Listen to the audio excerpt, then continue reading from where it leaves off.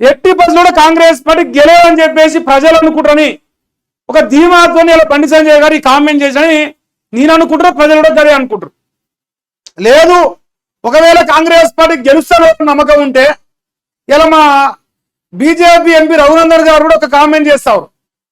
ఒకవేళ ఓటు చోరీ జరిగిందని మీకు అనిపిస్తే అందరూ రాజీనామా చేద్దాం, మళ్ళా స్వేచ్ఛ ట్రాన్స్పరెంట్ గా మీకు నచ్చిన పద్ధతిలో ఎన్నికల కమిషన్ తోని సంప్రదింపులు జరిపి అందరం మళ్ళా బై ఎలక్షన్ పోదాం.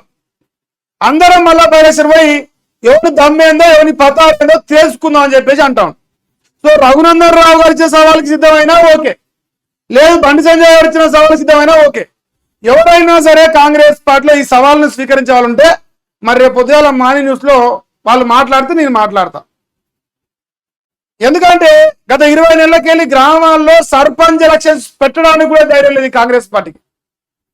స్థానిక ఎన్నికల్లో గెలుస్తారని నమ్మకం లేదు కాబట్టి, ఏదైనా సరే ఓటమే మనకు ఎదురవుతాయి కాబట్టి వాళ్ళు కాలయాపన చేసుకుంటా ఢిల్లీ గల్లీ అని చెప్పి తిరుగుతారు మూటలు మోసుకుంటా.